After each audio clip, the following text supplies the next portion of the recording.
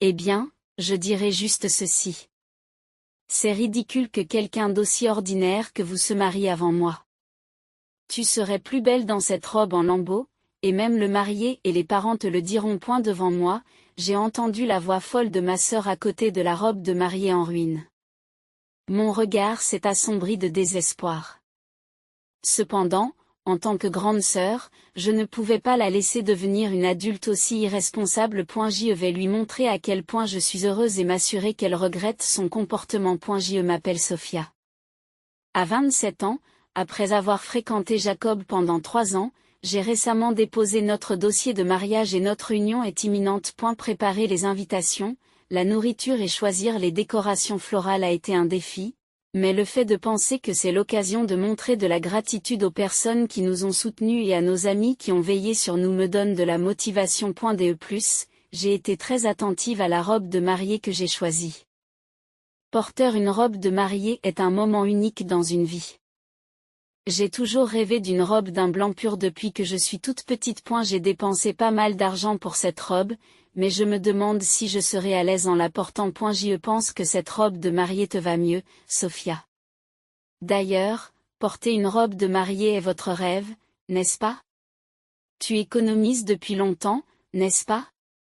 Merci, Jacob. Oui, c'est un jour spécial, alors je porterai la robe que j'ai choisie avec confiance. C'est bien ce que je pensais. La robe de mariée que j'ai choisie a un joli design, avec beaucoup de péage et de dentelle, créée par un couturier de renom. Le simple fait de m'imaginer dans cette robe, debout dans le lieu idéal avec mon mari bien-aimé, me donne hâte d'être au jour du mariage, et j'ai vraiment l'impression de vivre un moment de bonheur. Cependant, il y a eu quelques problèmes dans ma vie quotidienne. Sophia, as-tu vraiment réussi à épouser Jacob? Jacob n'aurait-il pas des regrets?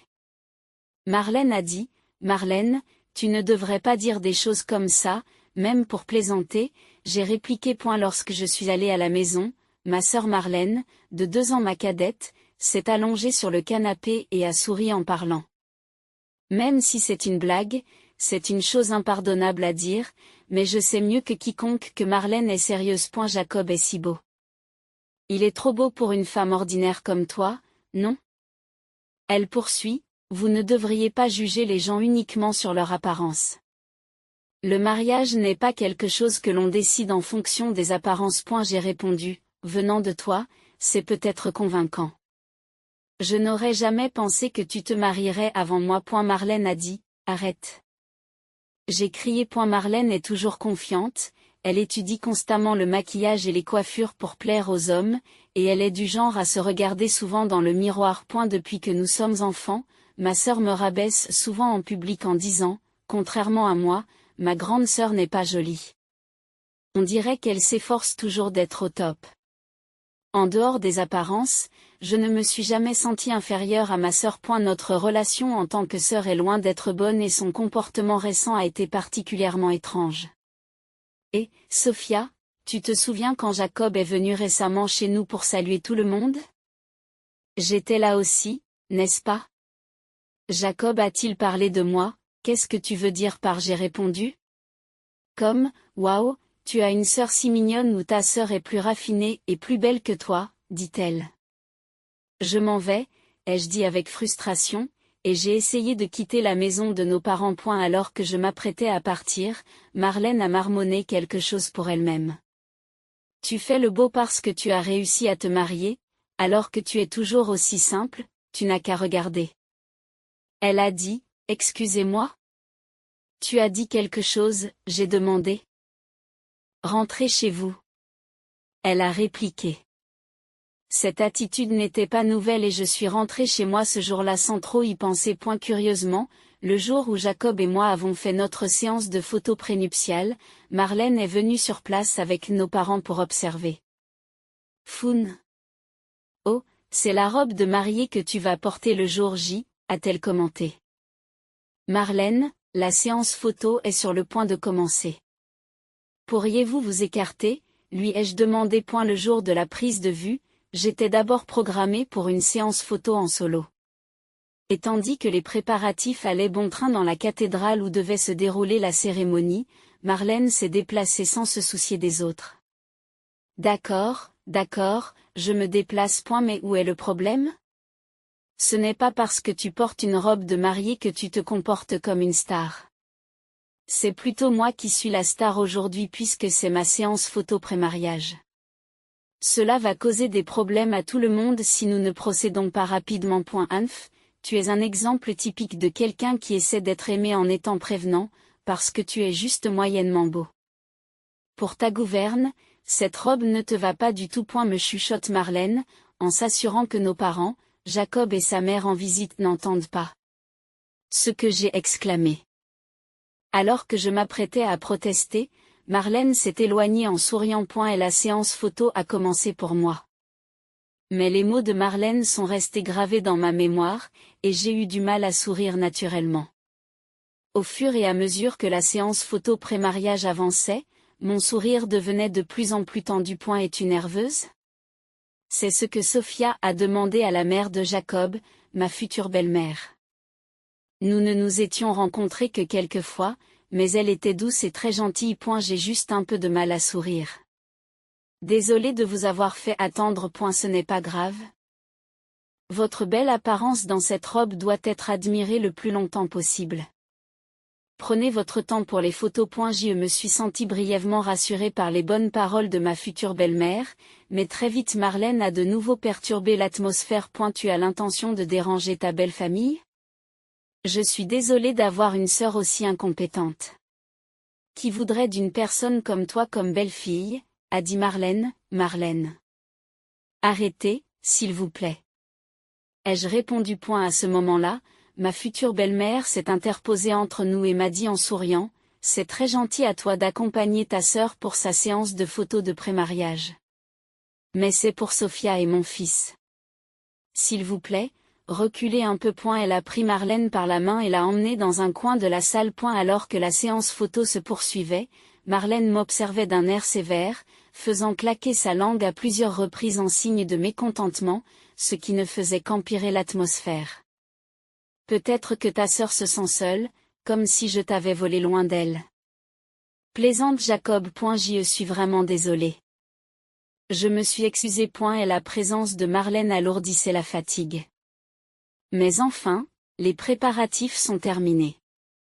Il n'y a rien de tel que de trop préparer l'un des plus grands événements de sa vie. J'ai fait une dernière vérification pour m'assurer que tout était prêt. Le jour de mon mariage approchant, Jacob et moi avons voyagé ensemble de notre nouvelle maison jusqu'au lieu de la cérémonie, où nous nous sommes rendus dans des cabines d'essayage séparées à notre arrivée. Bientôt, le moment dont j'avais rêvé arriverait, celui où je porterais ma robe de mariée idéale et où je jurerais un amour éternel à la personne que je chérissais. Un rêve d'enfant était sur le point de devenir réalité. Rempli d'une légère nervosité et d'une joie débordante, j'étais sur le point d'ouvrir la porte de la cabine d'essayage de la mariée, quand, à l'improviste, elle s'est ouverte de l'intérieur. Marlène? Pourquoi sors-tu de là? À ma grande surprise, c'est ma sœur qui est sortie de la pièce. En refermant son sac avec un sourire malicieux, elle a dit, « Oups, j'ai confondu avec les toilettes. » Et la loge de la mariée est-elle vraiment aussi minable? C'est triste de devoir se préparer dans un endroit pareil. Mais c'est peut-être ce qu'il vous faut. Sur ces mots, Marlène s'est empressée de quitter les lieux. Bien qu'elle soit un membre de la famille, il était encore trop tôt pour qu'elle soit ici. Intriguée par le comportement étrange de Marlène, je suis entrée dans la loge de la mariée et j'ai été choquée par ce que j'ai vu. La pièce, élégamment décorée pour créer une atmosphère calme, offrait maintenant un spectacle horrible. Ma robe de mariée était suspendue, impitoyablement tailladée et abîmée. Qu'est-ce que c'est que cela? M'exclamai-je.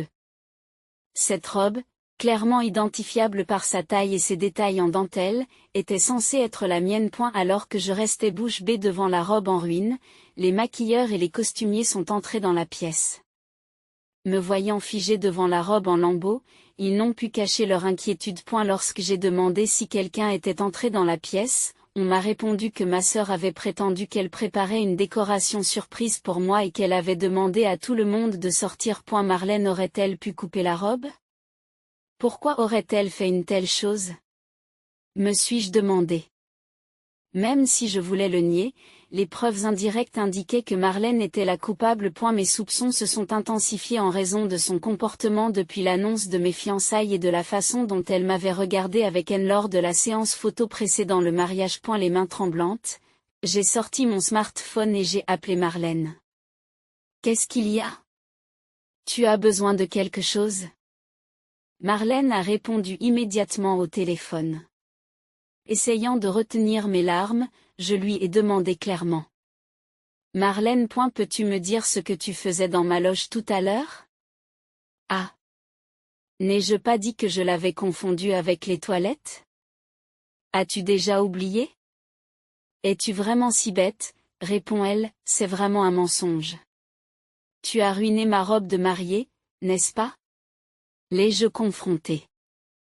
Alors que je la pressais avec des émotions exacerbées, Marlène s'est mise à rire et a dit, quoi? Quelque chose ne va pas avec la robe? C'est horrible que tu me soupçonnes. C'est peut-être une punition divine pour ta mauvaise personnalité. C'est malsain que tu aies l'air d'aimer ça.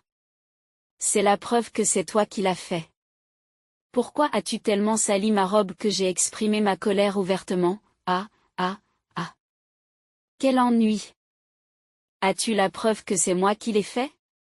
Marlène a répondu avec nonchalance et a continué, eh bien, juste pour dire, c'est bizarre que quelqu'un d'aussi simple que toi se marie avant moi. Tu serais plus belle dans cette robe en lambeaux, et même les parents qui s'occupent de la toilette te le diront.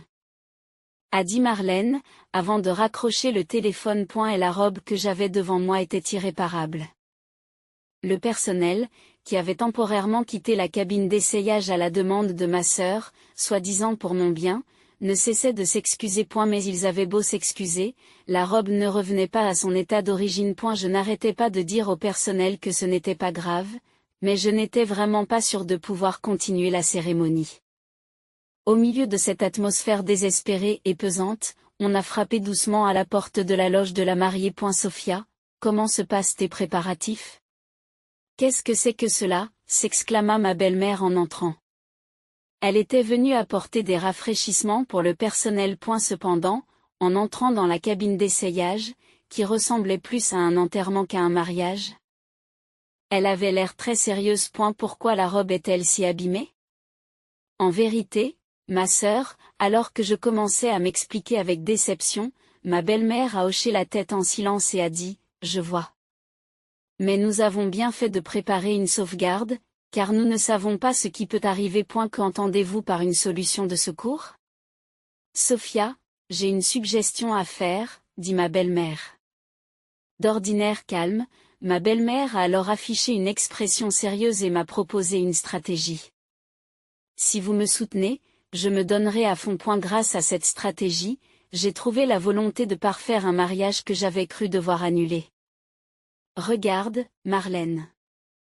Je vais te montrer à quel point je brille de bonheur, et je vais te surprendre. Voyant que j'avais retrouvé le moral, le personnel est devenu encore plus enthousiaste à l'idée de décorer. Avec une détermination nouvelle, différente des émotions du matin, j'étais prête à affronter le mariage. De la magnifique chapelle située à l'extérieur de la salle, une musique solennelle retentit. Lorsque les grandes portes s'ouvrent devant moi, mon père se tient debout. L'allée menant à l'hôtel est devant nous. À un bout de l'allée, devant l'hôtel, Jacob, mon fiancé, m'attendait. Lorsque j'ai commencé à descendre l'allée avec mon père, les invités ont poussé des cris de surprise. Mon père versait des larmes en marchant à mes côtés. Pendant ce temps, Jacob, qui n'était pas au courant de la situation, semblait surpris. Mon voile toujours en place. J'ai jeté un coup d'œil furtif au visage surpris de Jacob et j'ai également vérifié rapidement les sièges de la famille du côté de la mariée. J'y ai vu Marlène, qui s'attendait à me voir apparaître dans une robe en lambeaux ou préparée à la hâte, et dont l'expression dépassait l'étonnement. Marlène était tellement choquée de me voir entrer dans la chapelle qu'elle resta bouche bée, incapable de bouger. Je suis passé devant ma sœur et me suis dirigé vers Jacob. Lorsque j'ai quitté mon père et pris la main de Jacob, Marlène a commencé à remuer le mouchoir qu'elle tenait. Nous avons échangé nos anneaux, partagé nos valkyries et sommes sortis sous une pluie de fleurs. Lorsque nous sommes passés devant Marlène, le mouchoir qu'elle tenait s'est finalement déchiré. Cette cérémonie n'avait pas pour but de troubler ma sœur, mais de partager notre joie. J'ai momentanément oublié ma sœur pour savourer pleinement la joie de ce moment. Après les photos de groupe à l'extérieur de la chapelle, nous avons été dirigés vers le lieu de réception. C'est bien que tout se soit terminé en douceur. J'ai été très surprise. Vous avez choisi une si belle robe. Avant de retourner dans nos loges respectives, mon mari et moi avons échangé quelques mots. Alors que les invités commençaient à se diriger vers le lieu de la réception, Marlène a soudain poussé un grand cri. Attends, pourquoi portes-tu une si belle robe? Marlène pointait du doigt la robe que je portais. Pourquoi se l'on voit les mêmes ce diadème? Ta poitrine est également très brillante. Pourquoi es-tu si sûre de toi alors que tu es censé être moins visible que moi? Vous n'avez pas le droit d'être aussi présomptueux. Marlène s'est mise à crier, comme si elle admirait la robe, tout en me réprimandant. Elle avait l'air clairement frustrée, mais la robe que je portais était effectivement attrayante. Et la robe comportait un long voile tissé en dentelle de haute qualité et un diadème glamour orné de cristaux Swarovski.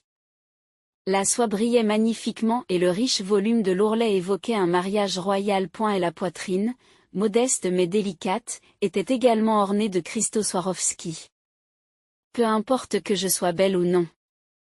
Chaque mariée a le droit de porter une robe qu'elle aime et de passer une journée merveilleuse. Tu me regardes toujours de haut, Marlène, mais pour qui te prends-tu?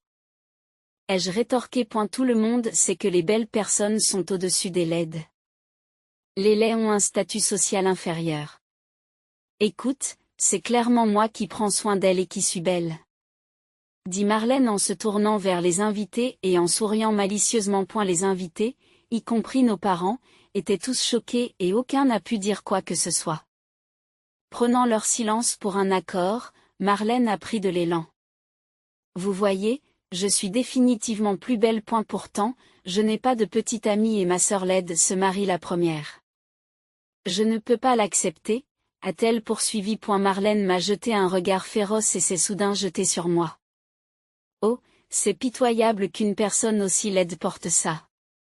Enlève-la tout de suite et excuse-toi auprès de la robe. Marlène, attends. C'est une robe de mariée importante empruntée à la mère de Jacob. C'est ce qu'elle portait à son mariage, alors n'y touche pas. J'ai crié. Alors que j'essayais d'arrêter Marlène, le personnel du lieu et Jacob sont rapidement intervenus et l'ont maîtrisée. Marlène a d'abord résisté, mais elle s'est calmée quand elle a entendu ce que j'ai dit. Attendez, ça veut dire que c'est une robe d'occasion? Tu portais donc des guenilles après tout? En traitant un objet d'occasion avec autant de préciosité, tu es vraiment pauvre. Si votre belle-mère vous donne des haillons, vous êtes déjà victime de brimades, n'est-ce pas? Pas de rêve ni d'espoir. Bien fait pour toi, dit Dachel. Je ne vous permettrai pas d'appeler cette robe un chiffon. Au milieu de la gaieté des invités, la mère de Jacob intervint discrètement. Elle s'avança en souriant et expliqua, cette robe est une pièce Oda Couture, spécialement fabriquée. Elle a coûté $200 000 lors de sa création. $200 000, s'exclame Marlène, choquée. Le prix de la soie et du Swarovski a augmenté depuis, donc elle a peut-être encore plus de valeur aujourd'hui. Nous avons fait appel à des spécialistes pour le conserver. Il est donc en parfait état. En entendant cela, le teint de Marlène pâlit. Il semblait que le fait de préciser le prix réel avait un impact important sur quelqu'un comme elle. Pourquoi donneriez-vous un objet aussi cher à ma sœur? Marlène balbutie. Parce que Sophia est très gentille et qu'elle fera une merveilleuse mariée, explique doucement la mère de Jacob. Cela me rend très heureuse de penser que ma précieuse robe de mariée sera portée par ma chère belle-fille. Mais là n'est pas la question. Pourquoi une robe aussi étonnante a-t-elle été préparée dès le départ, insiste Marlène.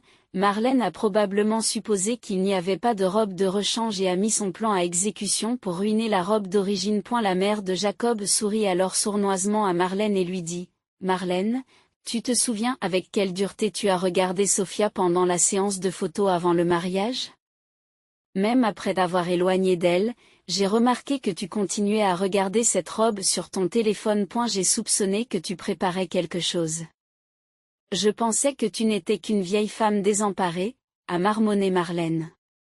Oui, notre famille et mon mari sont riches, nous sommes donc sensibles à la malveillance des autres. Répondit la mère de Jacob avec douceur. Ce commentaire a particulièrement frappé Marlène. Quoi? Vous êtes riche? Jacob est donc riche lui aussi? Il est riche et beau, alors pourquoi a-t-il choisi ma sœur? S'écrie Marlène, de plus en plus confuse et frustrée. Pourquoi ai-je épousé Sophia? En fait, j'avais prévu d'en parler dans mon discours à la réception. Jacob répondit timidement à Marlène, qui était devenue rouge de curiosité. La première fois que je suis allé manger avec Sophia, elle m'a proposé de partager l'addition. C'était la première fois que quelqu'un me proposait cela, et j'ai été surpris. Elle a proposé de partager le loyer de notre nouvel appartement et même les frais de mariage. Qu'est-ce que c'est que ça? Devenir hollandais? Je ne comprends pas. Si Jacob est riche, il devrait tout payer. Manque-t-il de générosité, Sophia? Tu devrais laisser un homme te diriger et te gâter. C'est pour cela que tu es une femme imparfaite. Marlène a critiqué. C'est exactement ça. Toutes les femmes avec qui je suis sortie disaient la même chose et ne voyaient en moi qu'un portefeuille. Mais Sophia est vraiment indépendante. C'est la première femme que je rencontre comme ça. J'ai réalisé que je ne voulais être avec personne d'autre que Sophia. Jacob a dit fermement, ajoutant qu'il y avait aussi d'autres raisons, et il a parlé de son amour pour moi. Marlène fait claquer sa langue et dit, Hug. Je ne peux pas écouter ça. C'est ennuyeux. Je ne suis pas intéressée par une réception où une sœur aussi ordinaire est la vedette. Je devrais peut-être rentrer chez moi. Après avoir exprimé sa frustration, Marlène perdit soudain sa motivation et relâcha ses épaules. C'était son schéma habituel. Elle crée une scène jusqu'à ce qu'elle obtienne ce qu'elle veut ou jusqu'à ce qu'elle s'ennuie. Je l'ai toujours supportée en tant que sœur. Mais c'est un vrai problème que sa personnalité ne se soit pas améliorée, même en grandissant. On dirait que je vais devoir lui donner une dernière leçon en tant que sœur, ai-je pensé, tout en attrapant le bras de Marlène pour la retenir alors qu'elle bâillait. C'est une bonne occasion de te le dire. Tu devras payer pour la robe que tu as abîmée. Marlène grimace de mécontentement puis rit triomphalement. Moi? Abîmer la robe? Il n'y a aucune preuve de cela. Pourquoi ne gardes-tu pas ton discours sur le sommeil pour l'heure du coucher? Sur ce, Marlène a repoussé ma main et s'est mise à rire. Elle semblait heureuse d'avoir réussi à ruiner la robe que j'avais choisie. Cependant, je dois lui apprendre ce qui arrive aux personnes qui piétinent le bonheur des autres. Devant l'air satisfait de Marlène, j'ai souri calmement et j'ai hoché la tête. Malheureusement pour vous. Tout a été enregistré sur les caméras de surveillance. Je les ai fait installer dans le dressing de la mariée. J'envisage même de déposer une plainte pénale pour dommages matériels. Je n'aime pas avoir un criminel dans la famille lors d'un mariage. Quoi? Le rire de Marlène a disparu et son visage s'est à nouveau déformé sous l'effet de la surprise et de la panique. Devant elle, j'ai continué à expliquer calmement. Ce n'est pas une option. Je l'ai fait installer juste pour le jour de mon mariage et je l'enlèverai demain. Comment pouvez-vous installer et enlever des choses de votre propre chef? C'est ridicule. Ce lieu est le lieu de mariage que je dirige. Quoi? Vous êtes le propriétaire? Je pensais que vous n'étiez qu'un simple employé de bureau. Que je sois ordinaire ou non, il est vrai que j'étais un employé de bureau jusqu'à récemment. Cependant, ma passion pour les robes de mariée et les mariages grandissait chaque jour. J'ai donc décidé de créer mon propre lieu de mariage idéal. Ce n'est pas seulement grâce à mes économies, mais la mère de Jacob, qui est également investisseuse, m'a soutenue, me permettant ainsi de poursuivre mon rêve et de gérer un lieu de mariage conçu pour les mariés. Ce lieu est-il celui que vous gérez? Absolument pas. Je n'ai jamais entendu une telle chose de la part de mon père ou de ma mère. Je leur avais demandé de ne pas vous dévoiler mon esprit d'entreprise. Je pensais que tu dirais que c'est présomptueux de ma part de diriger une entreprise, compte tenu de ma laideur. Le visage de Marlène, remplie de colère et de confusion, s'est progressivement adoucie à mesure qu'elle écoutait mon histoire. Je pouvais deviner exactement les discussions qui se déroulaient dans son esprit. Alors, vous dites que j'ai beaucoup de parents riches? Ah, alors vous pouvez me présenter à un homme riche, n'est-ce pas? Oui, s'est réjouie Marlène. Finalement. Elle n'avait rien trouvé de bon. Marlène? Penses-tu que nous pouvons continuer notre relation en tant que sœurs? Tu as déchiré une robe à laquelle j'étais attachée.